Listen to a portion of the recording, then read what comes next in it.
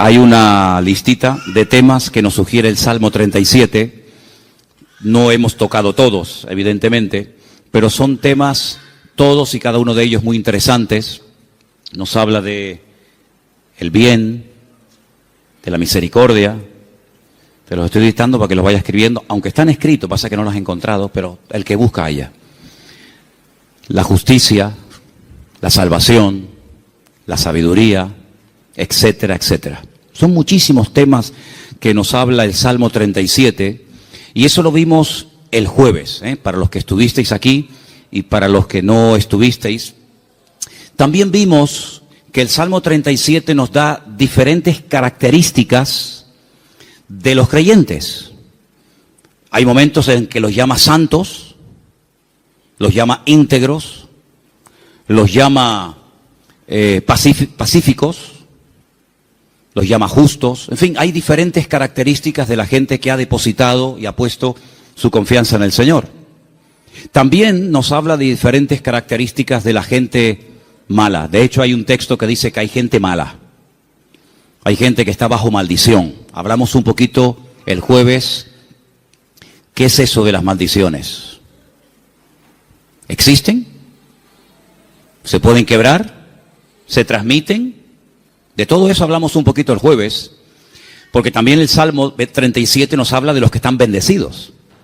Así que habla de los que están bendecidos y de los que están bajo alguna maldición. Y pusimos el ejemplo de los cananeos, que eran los nietos o eran descendientes de uno de los hijos de Noé, y cómo Noé maldijo a Canaán, no a Can, su hijo, sino a Canaán, y de la cual vienen toda la raza, todas las naciones de los cananeos, todas las tribus, pueblos que estaban allí, y cómo eran personas que tenían unas características típicas de los cananeos.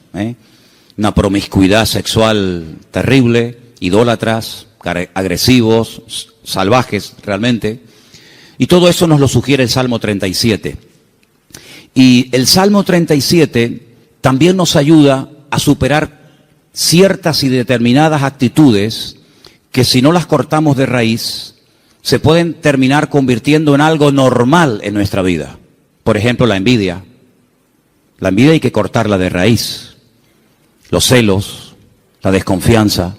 Dice la Biblia que no tenemos que tener envidia, no tenemos que perder los nervios. Después todo eso lo vamos a ver viendo los versículos. Pero el Salmo 37 es un salmo que también nos ayuda a reaccionar ante lo que nosotros podemos considerar una injusticia. Yo pienso que si yo en esta tarde preguntara, ¿cuántos de los que están aquí han sentido que en algún momento se han sentido injustamente tratados? Pienso que a lo mejor todos levantaríamos la mano, ¿sí o no? A veces por un padre, por una madre, por un pastor, por un jefe en el puesto de trabajo.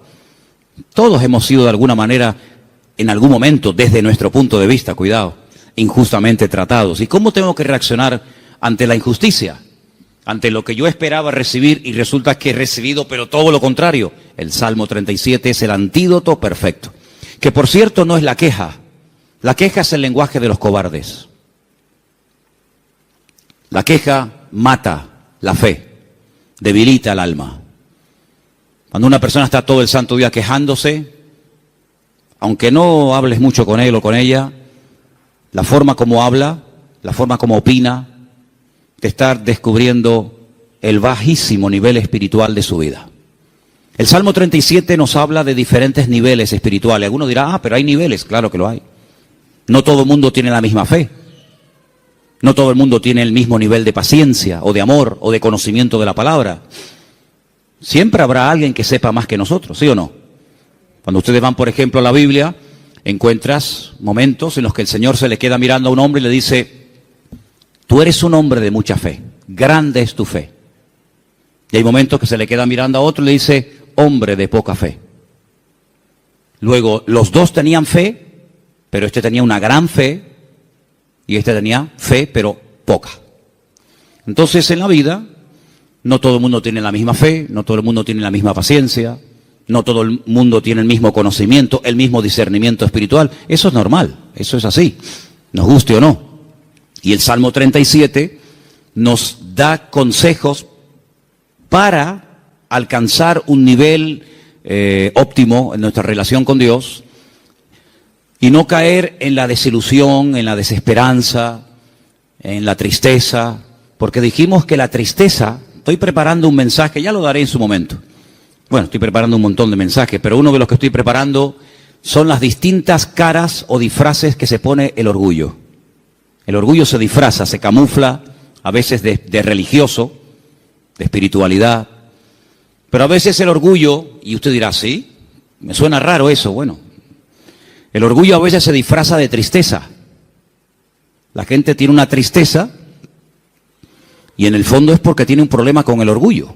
¿Por qué estás triste? Le preguntas a alguien. No, porque no he recibido lo que tenía que esperar o esperaba recibir, porque no me han tratado como yo esperaba y estoy triste. Y a veces es un orgullo camuflado, porque cuando nosotros pasamos por la vida por una circunstancia difícil, en la economía, un problema en el matrimonio, o de la índole que sea, Dios te está tratando, ¿o no? Dios está tratando contigo. Y hay gente que no le gusta y se rebelan contra la forma como Dios le está tratando.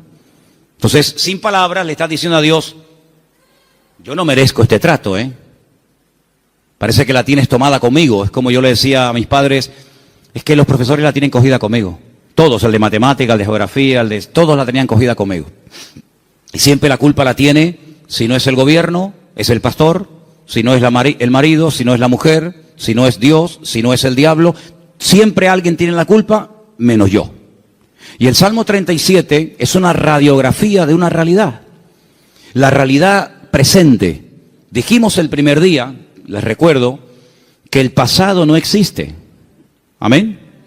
El pasado no existe, no podemos presentarlo, no podemos pesarlo, no podemos medirlo, no podemos tocarlo, no podemos verlo.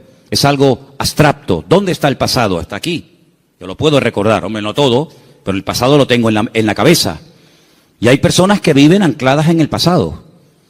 O bien porque el pasado fue pésimo y les marcó, o bien porque el pasado, según ellos creen, fue mejor que su presente. Pero ya leímos el otro día un versículo en el libro de Eclesiastés, donde dice que no es sabio y no está bueno decir, no es sabio opinar o decir que los tiempos pasados fueron mejores que estos, sino que cada tiempo tiene su característica, y si tú tienes que mirar a tu pasado para recordar algo bonito, es que tú no tienes presente. Ahora, nosotros no podemos modificar el pasado. Si yo no puedo modificar el lugar donde nací, ni la fecha, ni la hora, yo no puedo modificar el pasado, pero sí puedo echar a perder mi futuro. Dile al que está a tu lado, tu pasado no lo puedes cambiar, pero puedes echar a perder tu futuro. Ay, amigo.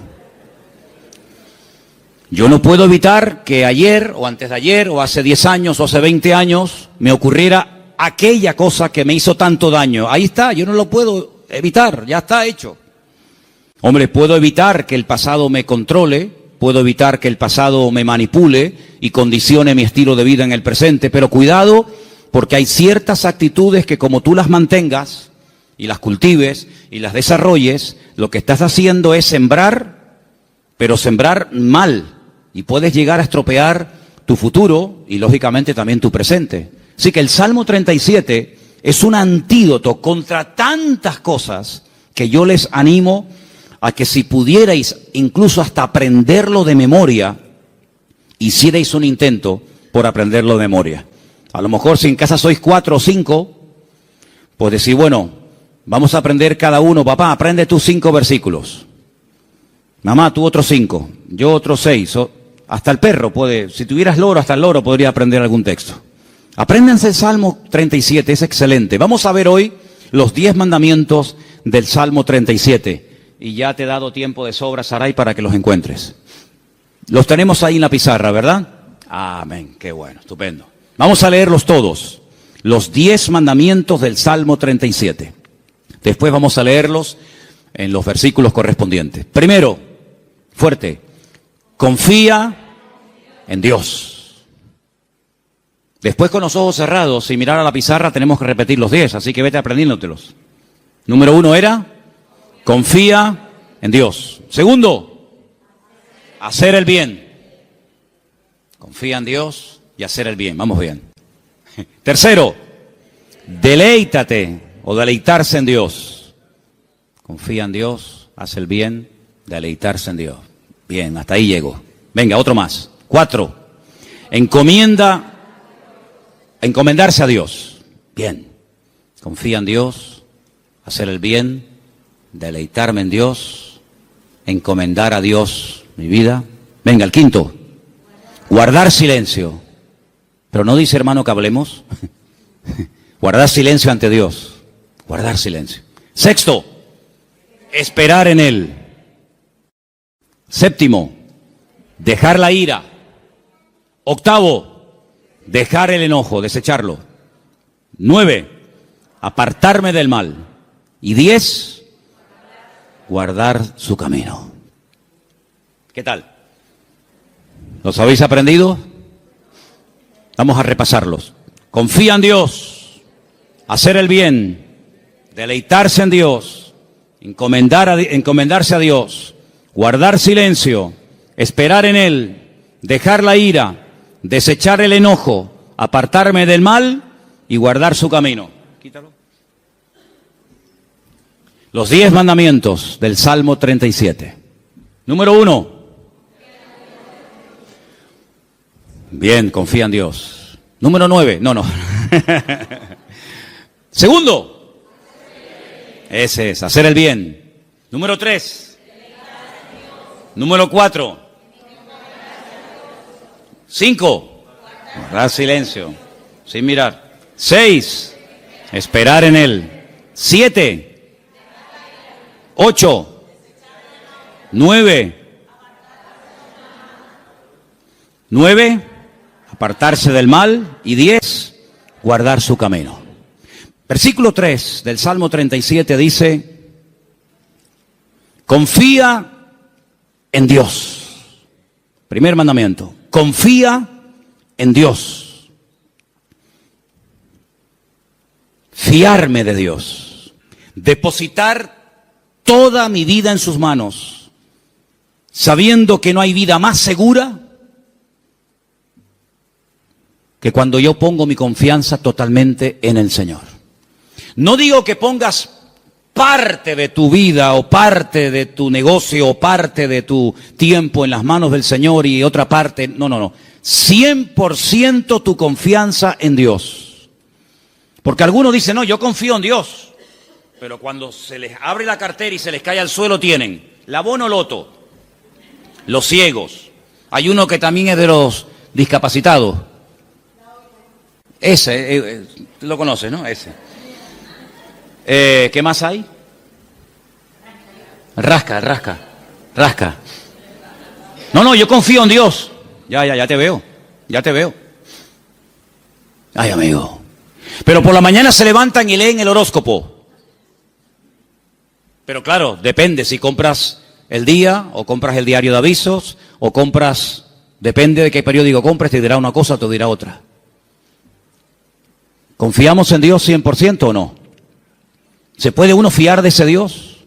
¿Ha dado pruebas históricas a lo largo del tiempo que se puede uno fiar de Él? ¿Que no te va a fallar? Dice la Biblia, hay centenares de versículos, pero uno de ellos dice, aunque tu padre y tu madre te abandonen, yo nunca te abandonaré. Nunca, jamás. ¿Puede un padre y una madre abandonar a un hijo?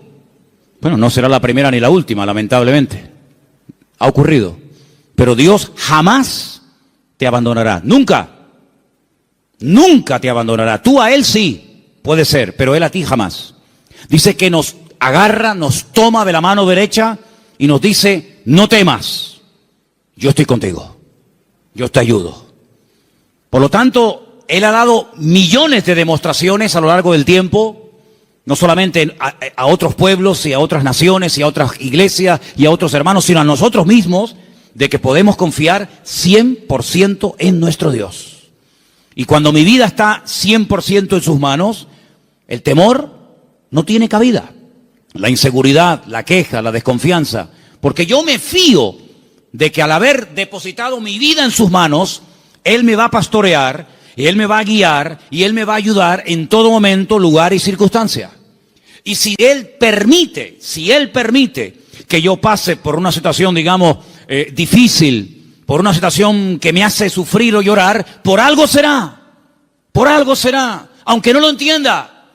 Pero yo he dicho muchas veces que el Señor no nos ha llamado a entenderlo siempre todo, pero a obedecer y a fiarnos de Dios siempre. ¿Cuántos dicen amén? Por lo tanto, el primer mandamiento es lo que va a marcar la diferencia entre una vida y otra. Una confianza total en Dios. Sé que mi Dios me va a cuidar, me va a proteger, y hay un salmo que dice, y aún más allá de la muerte, el Señor me guiará. Porque mi vida ha sido comprada con su sangre, y para Él soy su hijo, y el Señor nunca, jamás abandonará a sus hijos. Pero en el mismo versículo 3, donde hemos leído, confía en el Señor, dice, haz el bien. Es decir, como dijimos el otro día, no estés de brazos cruzados, mantén una vida activa en el Señor. No, yo confío en Dios. Sí, pero tú ni oras, ni te congregas, ni lees la Biblia, ni estudias la palabra, ni te involucras. Sí, confías en Dios, pero es una vida light, es una vida sin compromiso. Es una vida donde, venga, hoy quiero orar, pues oro 3 horas. Mañana no quiero orar, pues no oro. No. Es una vida de constancia, de perseverancia, una vida de disciplina. La vida de un cristiano tiene que ser una vida disciplinada, no una vida caracterizada por el desorden, guiado por emociones, por sentimientos, que son al fin y al cabo pasajeros y traicioneros, sino de tener determinación. Yo quiero agradar al Señor y yo me voy a esforzar en hacer lo que la Biblia me pide y me dice el Señor que debo hacer. Porque no solamente, lo dije el otro día, espero que lo recordéis, que la vida cristiana, la vida de un cristiano, digamos, normal, no solamente consiste en dejar, me faltaría más, dejar de hacer ciertas cosas, sino hacer otras. Y la vida de muchos creyentes es que no hacen nada malo, aparentemente, pero tampoco hacen nada bueno. Y por ahí leímos la semana pasada un texto de Santiago, donde dice el texto, el que sabe hacer lo bueno y no lo está haciendo, está pecando. ¿Cuántas personas están pecando sin querer? ¿Cuántas personas saben que hay que hacer algo, pero no lo hacen? Por lo tanto, no te jactes ni presumas de que ya no hago cosas malas, porque el que sabe hacer lo bueno y no lo está haciendo, está pecando no por acción, sino por omisión. Está olvidando que tiene una responsabilidad delante del Señor de hacer, de actuar, de vivir en consecuencia la fe que dice que tiene en el Señor. Y en ese hacer, en esa confianza que he depositado en Dios, comienzo a disfrutar de mi relación con Dios, a deleitarme en Dios. Comienzo a tener placer de ser cristiano. Ser creyente no es una desgracia, hermanos. No es una pesada cruz que me martiriza, donde no disfruto de nada, sino yo creo que es más bien todo lo contrario. El creyente tiene que aprender a disfrutar de lo que tiene ya, ahora. ¿Cuántos dicen amén? Y dice, bueno, pero ¿qué tengo? ¿Cómo que qué tienes? ¿Qué tienes? Pues lo primero que tienes que darle gracias a Dios es por la vida que tienes. ¿Te parece poco? Y por la ropa que llevas puesta. Y por los zapatos que llevas. Porque hay millones de personas que jamás en la vida se han puesto zapatos. Y por la comida que has comido. Y por la casa que tienes. Y por el coche que tienes. Y si no tienes coche, por lo menos pudiste venir en la guagua. Fíjate que es bueno Dios, que el hombre ha inventado un sistema para transportar a la gente de un lugar a otro. Y mira tú por dónde tú puedes disfrutar de él. Gloria a Dios. Tienes una iglesia donde poder congregarte. Si tienes hijos, si vienen a la iglesia, ahora mismo están siendo atendidos por hermanas que se están perdiendo el culto para que tú estés aquí oyendo la palabra y los niños están siendo atendidos. Gloria a Dios por ello. Gracias al Señor por el lugar donde vivimos. No tenemos que vivir con miedo, con una inseguridad. Algunos que han venido de otras naciones, ¿qué les voy yo a decir a ustedes? Donde me dicen, no, que va allí, donde yo a las 5 de la tarde todo el mundo como los topos bajo tierra. Todo cerrado, con rejas, con ventanas, con persianas. Uy, por la calle no puedes ir porque va todo el mundo armado y te quitan el reloj y te quitan esto. Aquí, a mí nunca me han quitado nada y tengo 55 años, a mí nunca me han robado. Cuidado, a ver si ahora me va a pasar que me roben, pero bueno, no pasa nada. Si me roban, ¿sabes por qué me han robado? Porque algo me sobra. Porque no se le puede robar al que no tiene nada. Luego, si te roban algo es porque tienes algo. Ya es un motivo para dar gracias a Dios. Por lo tanto, hermanos, deleitarnos de lo que tenemos. Hay gente que siempre tiene o la pena de lo que perdieron, que tenían y perdieron, o están soñando siempre en algo que quieren tener, que a lo mejor nunca lo tienen, y en vez de disfrutar de lo que tienen ahora, viven o en el pasado o en el futuro, en tierra de nadie. Cuando lo que tienes que disfrutar es de ahora. Dale gracias a Dios por la silla en la que estás sentado. Y si no hacemos un día una prueba, quitamos todas las sillas y los bancos de la iglesia. Y os quedáis como yo mientras yo predico de pie. Y tenéis que estar todo el tiempo en la alabanza de pie, todo el culto de pie. Baños, los vamos a cerrar, no hay baños. Luz, cortamos la luz. Entonces vamos a comenzar a valorar que tenemos un local con luz, con aire acondicionado, con micrófono, con una silla. Gloria al Señor. No hay millones de motivos para darle gracias al Señor, hermanos. Hay cambios y hay milagros que solamente vendrán a nuestras vidas cuando comencemos a dar gracias al Señor por lo que tenemos. ¿Para qué quieres más? ¿Para qué quieres más? Si con lo poco que tienes, según tú, te quejas, si tienes más, te vas a quejar más. Entonces Dios a veces a alguna gente no le da más, porque entonces estarían quejándose más tiempo todavía.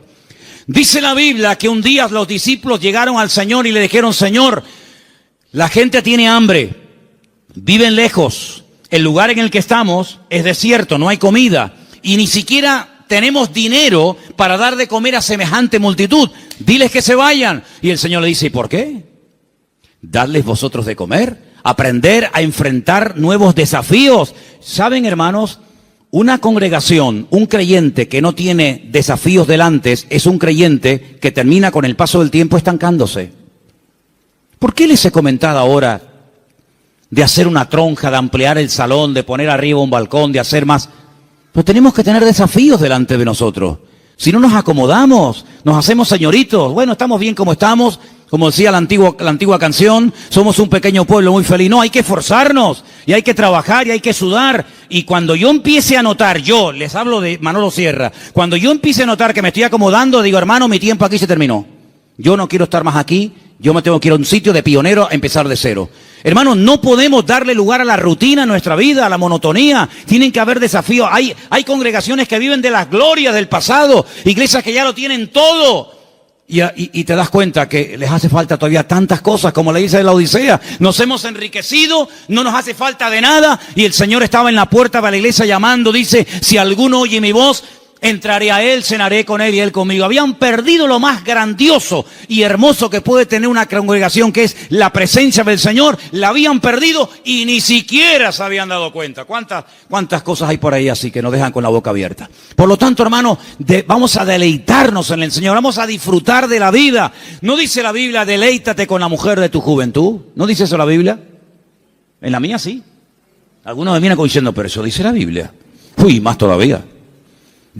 Con la mujer de tu juventud, que sus caricias te satisfagan en todo tiempo. Así que ya saben, yo me deleito, pero tú me haces caricias. Eso dice la Biblia: deleítate con sus caricias. Gloria a Dios. Dale gracias a Dios por tus hijos. ¿Cuándo fue la última vez que dijiste: te doy gracias por mi hijo? Pero es que ella tiene 80 años, no importa. Otros lo perdieron cuando tenía 20. Y el Señor te lo ha dado a ti 40 años. Ay, amigo. Dale gracias a Dios por tu madre, por tu padre. Dale gracias a Dios por el pastor que tienes, porque de momento es el único que tiene. Es lo que hay. Dale gracias a Dios por todo lo que tienes cada día. Y cada vez que comas, di: Señor, hoy han muerto 17,000 personas de hambre en el mundo, y yo no seré una de ellas. Yo ahora tengo algo para llevarme a la boca. Gloria a Dios. Comenzar a regocijarnos en el Señor. Hermanos, que la gente diga: pero ¿qué tiene esa gente que no se quejan? ¿Qué tenemos? El Dios más grande y más maravilloso que jamás se pueden encontrar por la vida. ¿Cuántos dicen amén? Eso es lo que tenemos. ¡Aleluya! ¡Gloria a Dios!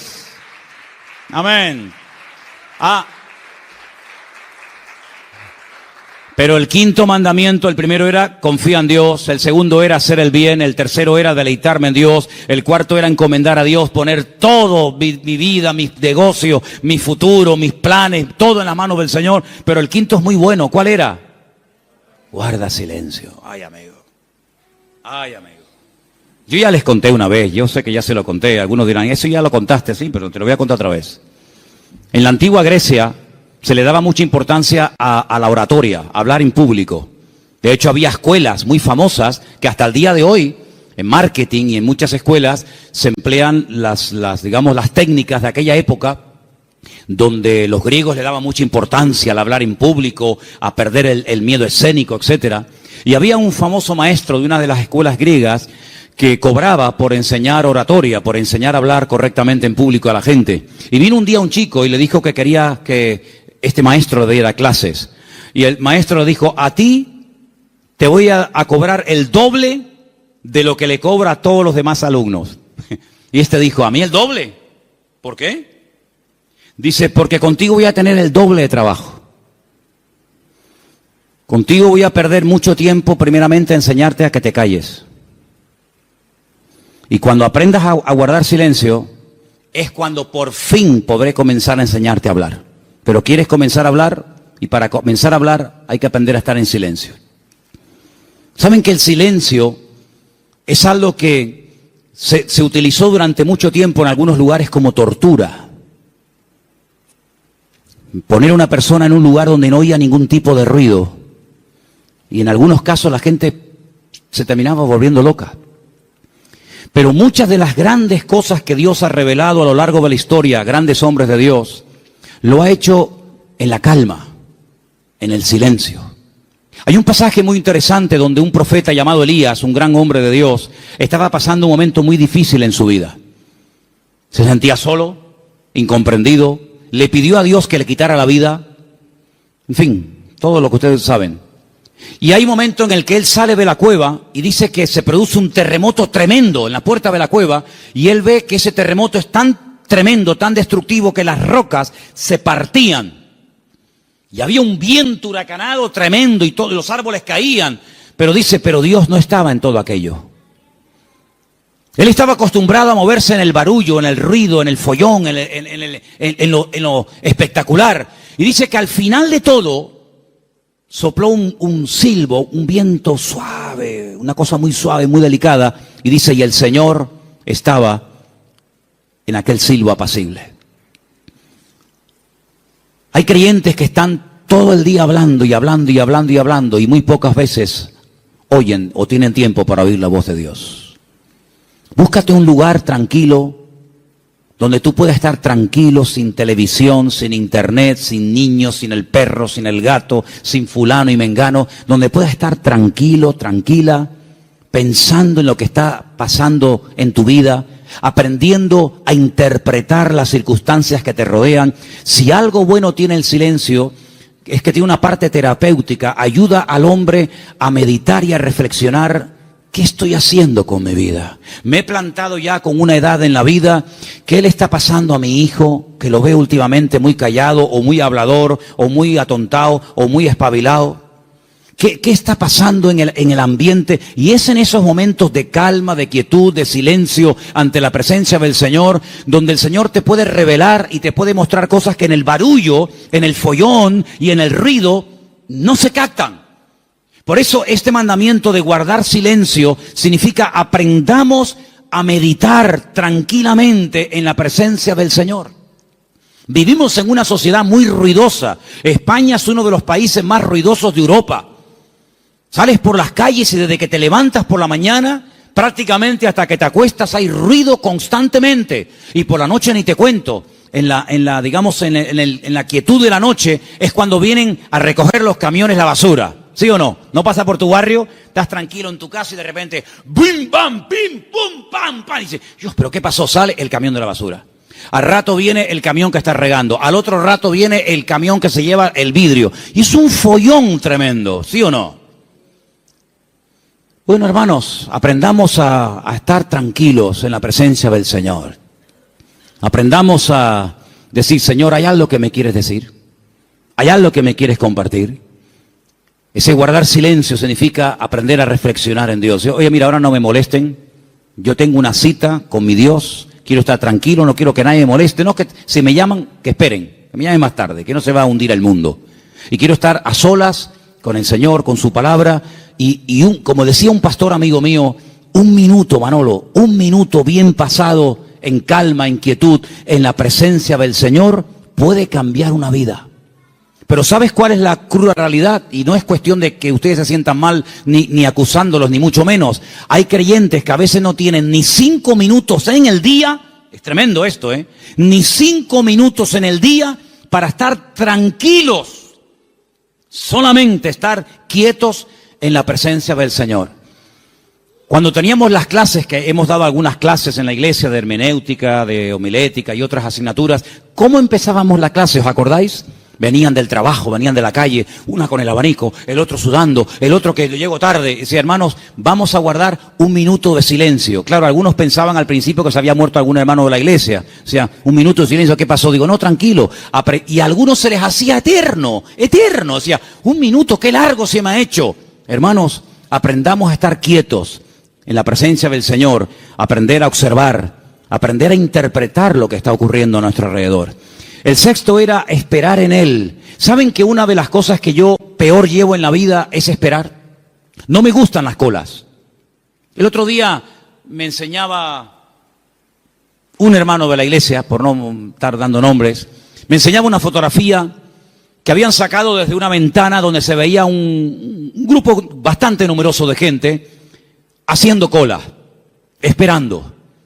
Me decía, esta es una de las colas que la gente tiene que hacer para ver si puede comprar algo de azúcar. Y yo decía, bueno, pues yo me acostumbraría, mira que para mí sería tremendo esto, ¿no?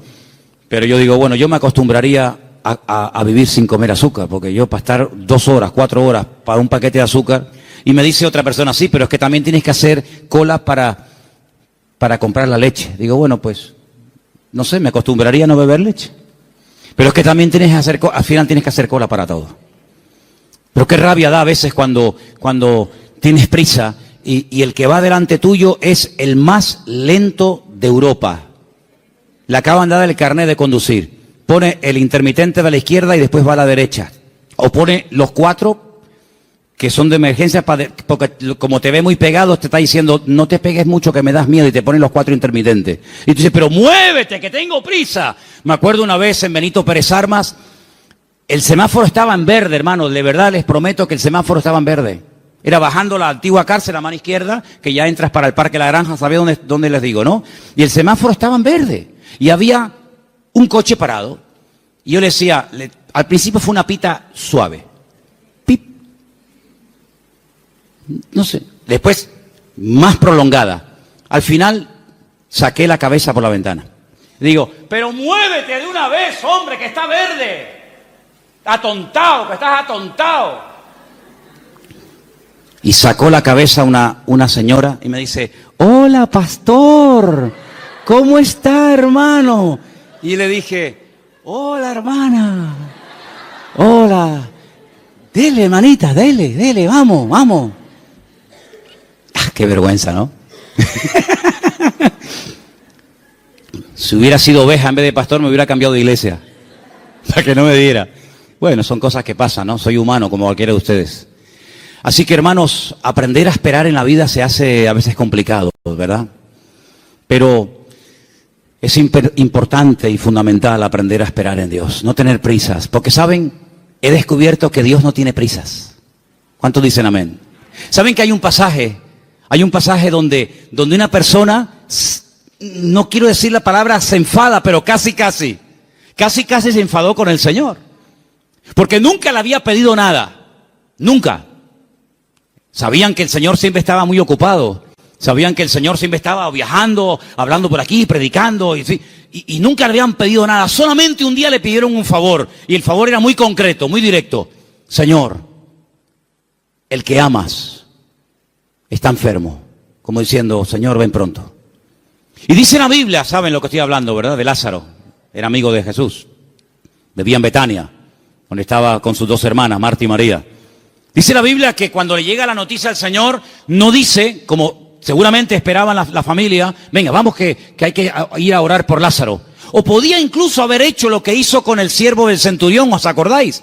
Cuando le dijo el centurión, Señor, no hace falta que vengas a mi casa, di la palabra y mi criado sanará. Podía haber dicho, Padre, desde aquí pido que sanes ahora a mi amigo Lázaro. Y Lázaro hubiera sido sanado.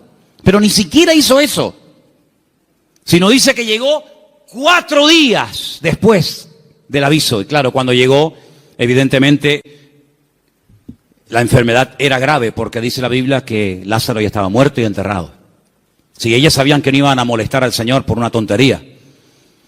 Cuando llegó, sale una hermana, se lo encuentra en el camino y le dice estas palabras que ustedes saben perfectamente: Señor, si tú hubieras estado aquí cuando te mandamos a llamar, nuestro hermano no habría muerto. ¿Cómo interpreta usted esas palabras, hermano? Usted que sabe griego, arameo y hebreo. ¿Cómo lo interpreta usted? Me ha fallado. Mi hermano se murió por tu culpa. ¿Está mal interpretado? Es versión Manolo Sierra. Si tú hubieras estado aquí, esto no hubiera ocurrido. Sale la otra hermana. Porque una parece que era como más carnal, ¿no? La otra era un poquito más espiritual. Pero fíjate que las dos se contagiaron y le dijeron exactamente las mismas palabras al maestro. Si tú hubieras estado aquí, mi hermano no hubiera muerto. Estaban dolidas, ¿sí o no? Estaban dolidas, estaban molestas con el maestro. Esto no tenía que haber pasado. Salmo 37. No te impacientes, no pierdas los nervios. Después vamos a ver eso. Y el Señor le dice: Marta, María, que yo soy la resurrección y la vida. El que cree en mí, aunque esté muerto, vivirá. Claro, ellas eran judías, ellas no eran paganas, ellas conocían la Escritura, ellas sabían perfectamente por las Escrituras del Antiguo Testamento que se habla de la resurrección. Y entonces cuando el Señor dice que yo soy la resurrección y la vida, y le dice el Señor, tu hermano resucitará, ellas dicen, yo lo sé, yo sé que mi hermano resucitará, pero no ahora, sino en el día postrero, algún día. Y el Señor le dice, vamos al cementerio. Y todos conocen la historia. Ahora yo les hago una pregunta y sean sinceros. ¿Ustedes creen que realmente el Señor llegó tarde?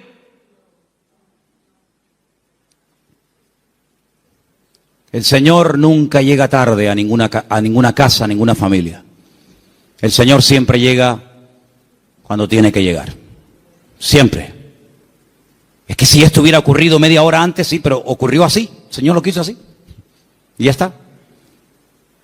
El Señor llegó cuando, humanamente hablando, según ustedes, ya no hay nada que hacer. Y hay situaciones, escucha bien esto, hermano, porque cuanto antes lo aprendan, algunos, unos más que otros, mejor. Hay situaciones que Dios permite, escucha bien, que Dios permite que lleguen hasta el final. Cuando ya, humanamente hablando, no hay ninguna posibilidad de cambio. Y el Señor lo permite. Hay otras que no. Hay otras que dicen, no, vamos a hacer esto ahora. Pero hay otras que dicen, tranquilo. Lo va a hacer, pero no ahora. No cuando tú quieras, sino cuando yo quiera y como yo quiera. Y cuando llega al cementerio, hace uno de los milagros más espectaculares que el Señor hizo a lo largo de su ministerio. Levantar a un muerto que hacía 4 días que estaba enterrado. Eso no lo había hecho nunca. Había resucitado personas que estaban aún calientes. ¿Se acuerdan? La hija de Jairo. Cuando llegó, dice, acaba de morir. Luego, si la tocabas, la niña estaba caliente. Acaba de morir, pero estaba muerta. Pero el Señor la resucitó. Había otros casos donde dice la Biblia que lo llevaban en la caja para enterrarlo. Y bueno, los judíos entierran a la gente el mismo día que muere. Por lo tanto, no hacía ni 24 horas que había muerto. Pero nunca el Señor había llegado tan lejos. Nunca el Señor había hecho un milagro de una resurrección después de 4 días.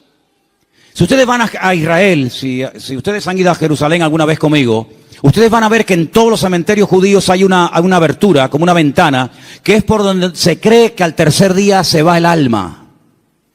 Y ya es como demasiado tarde, ya no hay escapatoria. A los 3 días, a las 72 horas, se va el alma y ya se fue. ¿Cuándo llegó el Señor? Al 4.º día. Cuando ya no había ninguna posibilidad, según la tradición, según la medicina, de levantar a un muerto, es cuando llegó el Señor. No podía el Señor haber llegado el primer día antes de que muriera así, pero hubiera sido una sanidad más de tantas. Pero el Señor quería hacer algo especial, porque amaba tanto a Lázaro, que si hubiera llegado a la media hora o a los 10 minutos de haber recibido el llamado, hubiera sido una sanidad. Y Lázaro podía haber dicho, el Señor me sanó cuando yo estuve enfermo. Pero yo te amo tanto, Lázaro, que no te voy a sanar. Te voy a resucitar. Y eres la única persona en toda la historia de la humanidad que yo resucité al cuarto día. Entonces no te das cuenta, hermano y hermana, que a veces hay situaciones como que tú dices, pero ¿dónde va a terminar todo esto? ¿Pero hasta cuándo va a llegar esto? Es por el amor tan grande que Dios te tiene, para que no sea una cosita más que puede pasar desapercibida, o que incluso algún incrédulo diga, bueno, sería casualidad. No, va a llegar al límite, al extremo, cuando ya no hay ninguna posibilidad de cambio, de mejoría o de perfeccionamiento, cuando el Señor va a llegar y va a decir, ahora, para que la gente diga, esto era para la gloria del Señor. ¿Cuántos dicen amén? ¡Aleluya! Así que, tranquilo, no te precipites. Amén. Hay 4 prohibiciones antes de seguir con la lista de los mandamientos. Hay 4 prohibiciones, las voy a leer rápidamente. 4 cosas que el Salmo dice que no tenemos que hacer. Yo las voy a leer y tú te vas a preguntar a ti mismo si la estás haciendo. La primera está en el versículo 1. Salmo 37:1. No te impacientes a causa de los malignos. No te impacientes. No pierdas la paz. Tranquilo, relájate. Dile a que está a tu lado, relájate, tranquilo, no te impacientes, no pierdas la paciencia. Número 2, en el mismo texto, ni tengas envidia de los que hacen iniquidad. Así que ni impacientarme, ni tener envidia. Jamás, ni una cosa ni otra. Versículo 7, no alterarme. Guarda silencio ante el Señor, espera en Él, no te alteres con motivo del que prospera en su camino por el hombre que hace maldades. No te alteres. Tranquilo, relájate, cuenta hasta 10. Versículo 8. Deja la ira, desecha el enojo, no te excites en manera alguna a hacer lo malo. Estas son las 4 prohibiciones, las 4 cosas que el Salmo 37 prohíbe hacer a un creyente. No perder la paciencia, no tener envidia, no alterarme y no hacer lo indebido, es decir, lo malo. ¿Qué te parece? Y en esta actitud, en esta riqueza del Salmo 37 me dice, deja la ira y desecha el enojo. Es decir, si te enfadas, vas a comenzar a hacer y a decir tonterías. Cuando una persona está enfadada, ¿tú le has oído las tonterías que dice? Incluso hasta orando, dice tonterías. Ya no aguanto más. Y el Señor dice, cállate, machango. Sabrás tú si aguantas o no aguantas. Si yo te mando esto es porque tú aguantas. Pero ya Él lo dijo. Nadie me ama. Las tonterías que uno dice cuando está enfadado, es como cuando uno está desanimado. Las peores tonterías, las peores barbaridades, los peores insultos, las peores humillaciones se dicen cuando uno está enfadado o desanimado. Y por eso la Biblia dice, no permitas que tu carácter te controle, porque cuando nuestro carácter nos controla, siempre la embarramos. ¿No dicen así los argentinos? O los uruguayos, la embarramos. Metemos la pata. Entonces, pues oye, Señor, ayúdame a tener control, dominio propio, dice la palabra. Dominio propio. Teníamos hace años en una montaña que hay en Llano del Moro, en una torre muy alta, teníamos unas antenas que colocamos allí cuando pusimos la primera emisora de radio cristiana de las Islas Canarias. Y había un hombre que todas las mañanas subía a ese monte y pegaba un grito, pero un grito que se oía en todo el valle, se montaba en el coche y yo creo que se iba a trabajar. Y yo digo, Oye, uno dirá que está loco, pero yo creo que este hombre es sabio, ¿eh? Porque el hombre se iba al monte, pegaba un alarido estilo Tarzán. Yo creo que tenía algo de espíritu de Tarzán. Gritaba, se montaba en el coche y se iba. Oye, a lo mejor tenemos que irnos a la montaña de los Campitos. Procura que no haya nadie, porque claro, si subes por la noche y pegas un alarido estilo hombre lobo allí, van a decir que hay un loco aquí, un endemoniado. Pero hermano, ¿sabes qué? Tenemos que aprender a desahogarnos con Dios. ¿Cómo se desahogaba Cristo? Con el Padre. ¿Dónde fue? Al huerto de Getsemaní.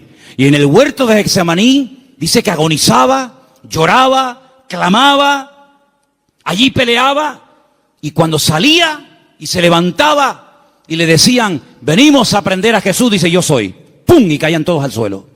En otras palabras, era un hombre que no descargaba en los demás su enojo, su enfado, lo que fuera, sino que aprendía a desahogar su alma delante del Padre.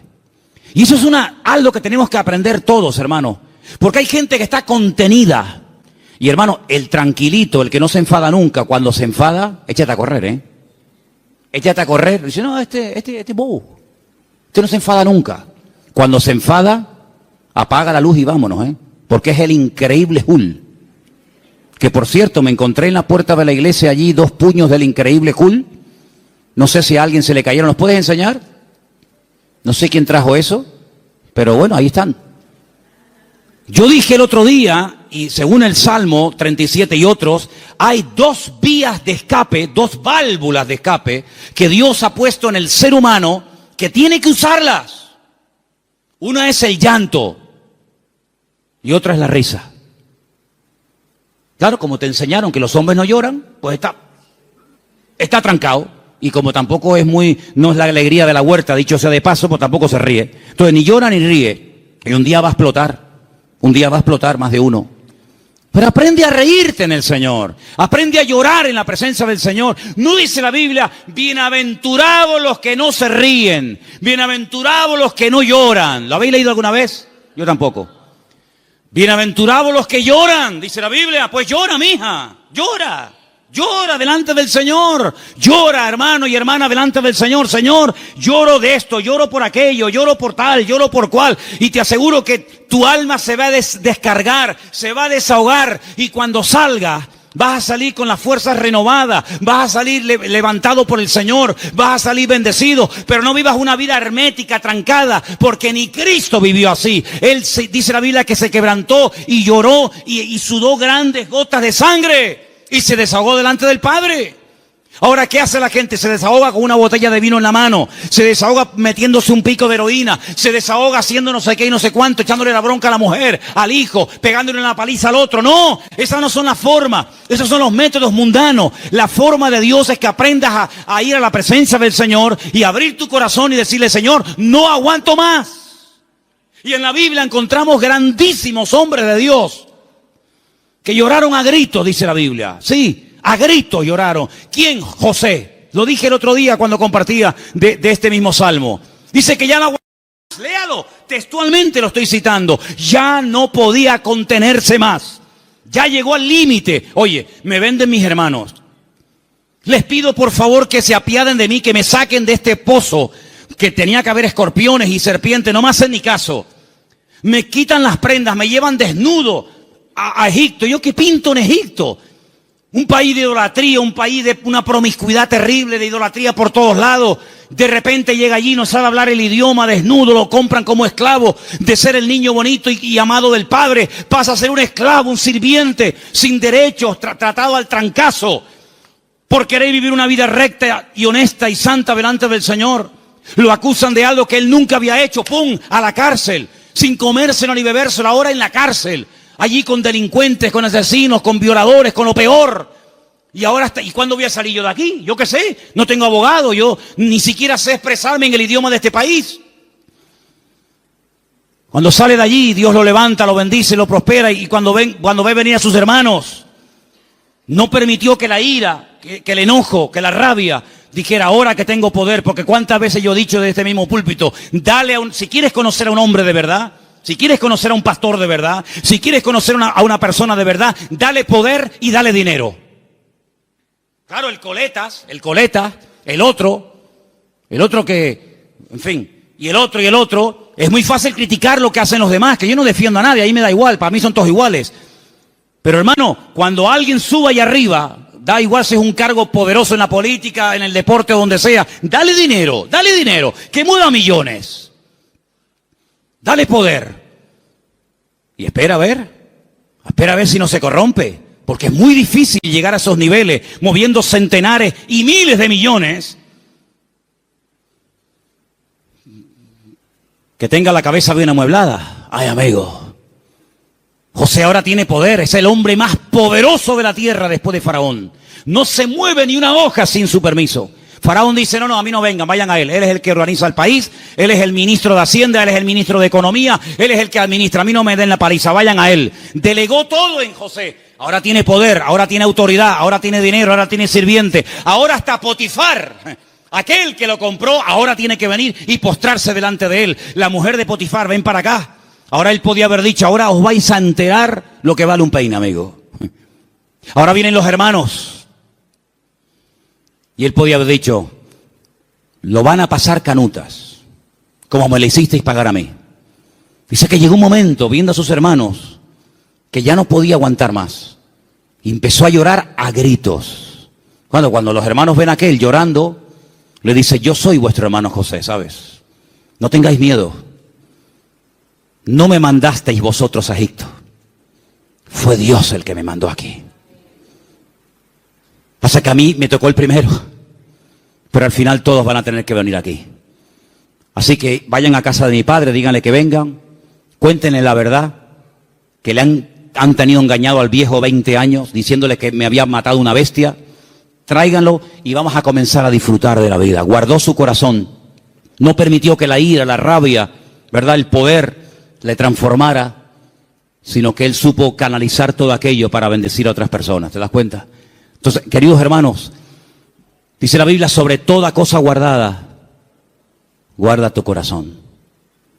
Porque la escasez, el depender día a día del Señor no ha echado a perder a nadie. Yo nunca he visto a nadie que por depender del Señor para todos se echara a perder. No, de verdad, créanme, no he conocido a nadie, pero sí he conocido a muchos que cuando tuvieron algo, muchacho, otra persona completamente. Es como yo a veces le digo a los jóvenes, oye, cuando no tenías novia, y no me dirijo a nadie, pero el que tenga, porque tenga, ¿no? O cuando no tenías novio, oye, eras encantadora, saludabas a todo el mundo, venías temprano al culto, te ibas la última. Ahora que tienes novio, eres más antipático que un pepino. No, amén, no digan amén. No. ¿Quién dijo amén? No digan amén, que se van a... No. Entonces, que las circunstancias de la vida no te cambien, sigue siendo igual, mijo, sigue siendo igual. Tengo dinero, gloria a Dios. No tengo, gloria a Dios. Oye, que vengo en la guagua, amén. Que vengo en coche, amén. Que vengo en limusina, amén. Ten cuidado que como te la vea yo, te la vendo y compramos la tronja para la iglesia. ¿Me entiendes? Entonces, hermano, mantengamos el equilibrio en el Señor. Mantengamos el equilibrio. Vamos a deleitarnos de lo que tenemos, pero vamos a apartarnos. Versículo 27, apártate del mal. Este versículo es buenísimo. Ya termino con este y con uno más. Apártate del mal. Apártate del mal. Dios no tiene que apartarse del mal, somos nosotros los que tenemos que apartarnos del mal. Es decir, ser selectivo. ¿Me conviene a mí esta amistad con esta persona? ¿De qué habla esta persona? Pues mira, está todo el día hablando de esto. No me conviene. No digo que sea mala persona, pero no me conviene. Su mundo no es mi mundo. Sus conversaciones no son las mías. Y para ser amigo tengo que entrar en su terreno y no me va. No me interesa. Apártate del mal. Aprender a retirarse a tiempo. Mira, no me conviene esta amistad, no me conviene este lugar, no me conviene estar todo el día con esto. Eso es lo que dice la Biblia. No son prohibiciones porque lo digo yo y punto. No, sino es por tu bien. Apártate del mal. Porque el mal difícilmente se aparta de uno. Escúchame bien. Generalmente el que tiene que apartarse del pecado es uno. El pecado generalmente no se aparta de ti. Tú sales a la calle y hay más droga que antes. Y más alcohol que antes. Y más mentira. Y más de todo que antes. Luego el mal difícilmente se aparta de una persona. Te tendrás que ir a vivir al Valle de Ucanca allí solo. Y ni siquiera allí. Porque decía Pablo, miserable de mí, ¿quién me librará de este cuerpo de muerte? Por lo tanto, apártate del mal, sé selectivo y dice, mira, no me conviene este camino. Dice que el simple ve el peligro y pasa justamente por el peligro. El prudente dice, no me conviene ir por ahí, voy a dar la vuelta. Es más largo, pero no importa. Prefiero dar la vuelta que pasar por ahí que me cortan la cabeza. Apártate del mal, haz el bien. Y dice finalmente, verso 34, el 34 y termino, espera en Dios y guarda su camino. Mantente en el camino del Señor. Pon cuidado en las cosas del Señor. Mantente en Dios. Un día bueno lo tiene cualquiera, pero es mantenerse un día, mantenerse dos. Estar dispuesto a ser tratado. Hay gente que no quiere ser tratada. Hay gente que pierdes la amistad en el momento que dice, mira, eso que estás haciendo no está bien.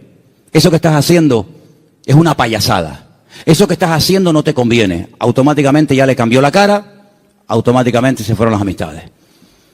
Apartarse del mal, ser sabio, tener ese discernimiento, ese temor a Dios, esto que estoy haciendo, esto que quiero hacer no me conviene.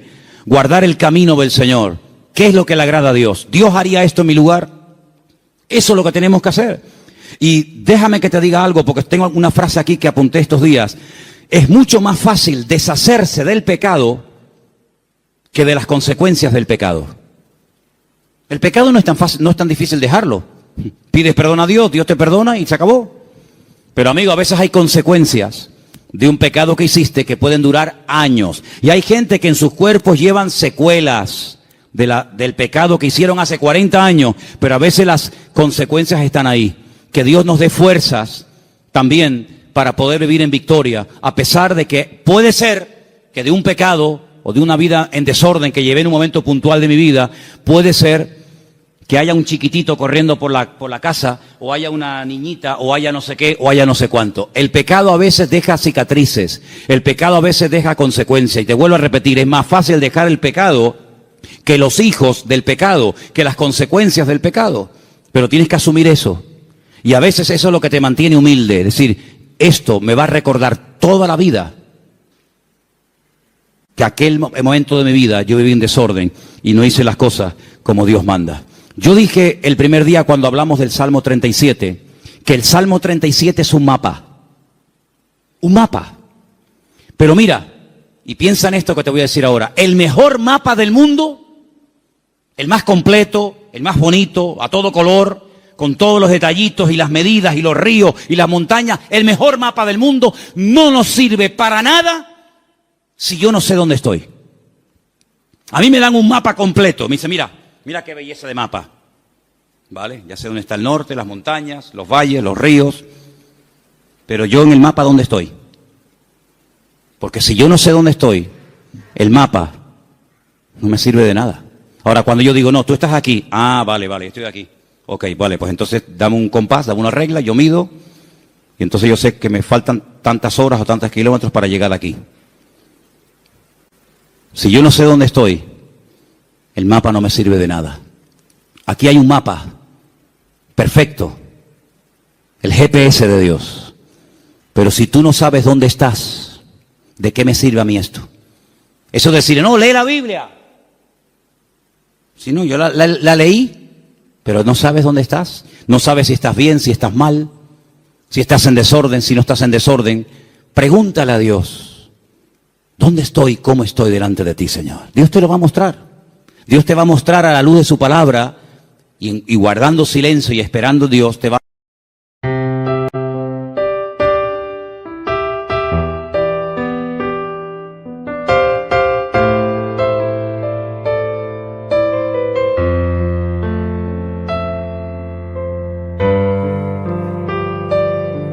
When my heart is heavier, I remember that I have got someone like you in my life.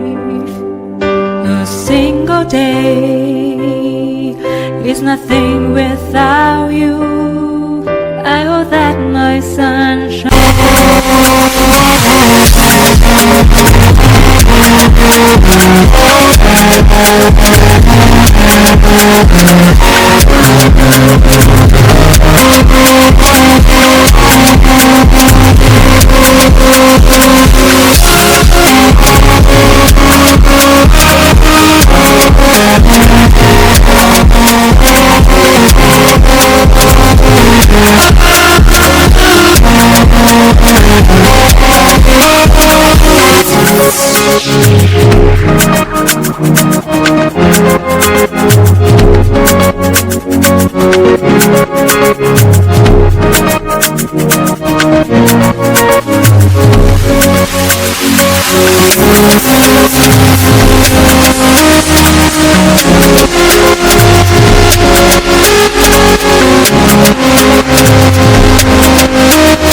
Eyes always be with me.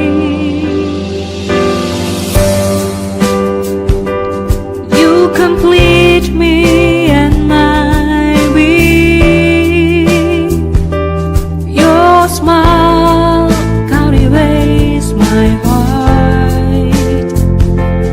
I am so not me. A mostrar, mira, tú estás en este punto de tu vida. Tú has llegado a un punto en tu vida en el que te has estancado.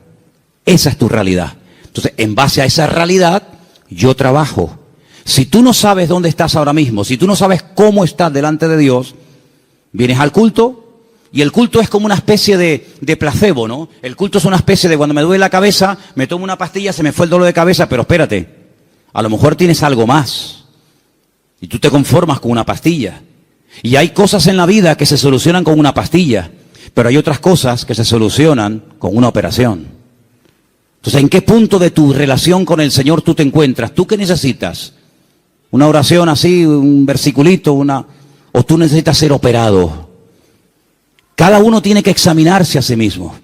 Y este es el momento en el que tú tienes que decir, Señor, ¿yo verdaderamente estoy cumpliendo esos mandamientos que he leído esta tarde? Confío en Dios. Estoy haciendo el bien. Me estoy deleitando en ti, Señor. Estoy todo el día agobiado, preocupado, quejándome. ¿Estoy poniendo mi vida en tus manos o llevo una agenda paralela? No, Dios para los domingos, también para el jueves si es que voy. Pero yo tengo una agenda personal y privada. Yo sé lo que voy a hacer en mi vida, esto y hasta aquello. A mí me hace mucha gracia cuando hay gente que me dice, no, él tiene la agenda completa para los próximos 5 años.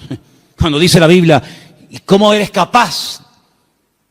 ¿Cómo eres capaz de presumir del día de mañana si no sabes qué te traerá de sí el día? ¿Tenía Cristo agenda? Dice que somos como el viento, que ni sabemos dónde vamos ni a dónde venimos. Guardamos silencio ante Dios, esperamos en Dios tranquilamente. El carácter está siendo cada vez un aliado nuestro o nos está cada vez traicionando y dominando más. Dejamos la ira, el enojo, nos estamos apartando del mal o cada vez estamos tonteando más con el mal. Porque el mal no perdona, amigo. Como te metas en donde hay mal, como te metas en terreno minado, lo más probable es que se te salga una pierna por los aires. Hay una parte en Israel donde yo llevo a la gente que es la frontera más cercana a Jordania, que antiguamente era territorio jordano. En el 67 Israel peleó con Jordania, triplicó las fronteras y llegó hasta la misma ribera, hasta la misma orilla del río Jordán. Y es algo muy estrecho, mucho más estrecho que esta iglesia. Ves al soldado jordano allí sentado haciendo guardia y ves al israelita aquí y el río medio. Es una frontera muy, muy estrecha. Allí se ha convertido en un lugar típico para hacer bautismos. Ahora Dios mediante tendremos bautismo en noviembre allí, si Dios quiere. Pero ¿sabes qué, hermano? Cuando llegamos a ese lugar con la furgoneta, tenemos que aparcar donde ellos nos dicen que tenemos que aparcar. Porque los jordanos cuando se fueron dejaron todo aquel terreno en represalia por haberlo perdido, todo lleno de minas, todo lleno de minas. Miles y miles de minas. Entonces han puesto unas alambradas con unos carteles escritos en diferentes idiomas, no se salgan del camino, no entren aquí, no entren por allá. Y tú si vas en línea recta y aparca, no hay ningún problema. El que se va a bautizar vuelve. Pero si alguien se quiere ir con el Señor antes de tiempo, dice, mira, después de bautizarte, en vez de venir en línea recta, vete por allí y ya te vas de paso ya con el Señor. Es un terreno minado. El que entra se juega la vida, amigo. El mundo está lleno de minas. Tu barrio donde tú vives está lleno de minas por todos lados. Y el diablo te dice, no pasa nada. Otros han pasado y no han muerto. Pasa tú también. ¡Pum! Y el simple va. Entonces, apartarnos del mal. Decir, yo le veo las orejas al lobo, no le veo todavía el cuerpo, pero le veo las orejitas asomando por la valla, pues entonces me doy la vuelta y me voy. Eso no es ser cobarde, eso es ser valiente. Porque hay que ser más valiente para salir corriendo ante el peligro que ser un osado y enfrentarse al enemigo así a cara descubierta que te parte en la cara. Y finalmente dice, guarda su camino. Cierra tus ojos en esta tarde, hermano. Son estos 10 mandamientos. Apréndetelos de memoria. Escríbelos ahí en una hoja, ponlos en la Biblia. Cuando te levantes mañana por la mañana, dilos en alta voz. A lo largo del día, ponlos ahí en el tablero del coche o en el espejo de tu habitación o te estés afeitando, lavando. Ponlos en la mesilla de noche cuando te acuestes. Confía en Dios, hacer el bien, deleitarme en Dios, encomendar a Dios el camino, guardar silencio ante Él, esperar en Dios, dejar la ira, desechar el enojo, apartarme del mal, guardar su camino. Mañana otra vez, pasado otra vez. Y estas verdades van penetrando en tu vida. Y en cuestión de varias semanas, de varios meses, de poco tiempo, tú vas a notar que hay algo en tu vida que comienza a cambiar. Comienza a cambiar. Ahí tienes 10 consejos prácticos, 10 mandamientos de la palabra para vivir una vida victoriosa en Dios. Señor, en esta tarde te damos gracias por este precioso salmo. Salmo escrito por nuestro hermano y querido David HaMelech, el rey David. Gracias, Señor, porque tu palabra nos habla miles de años después de haber sido escrita, como si se hubiera escrito la noche misma. Señor, queremos pedirte que nos dé fuerzas para que podamos poner en práctica estos mandamientos, estos sabios consejos que el dulce cantor de Israel, el hombre más cerca del corazón de Dios, nos dejó en la palabra para que los escudriñemos y los pongamos en práctica. ¿Cómo sabía él que hay que apartarse del mal cuando hay tiempo de hacerlo? ¿Cómo sabía él deleitarse en Dios? ¿Cómo sabía David confiar en ti, Señor?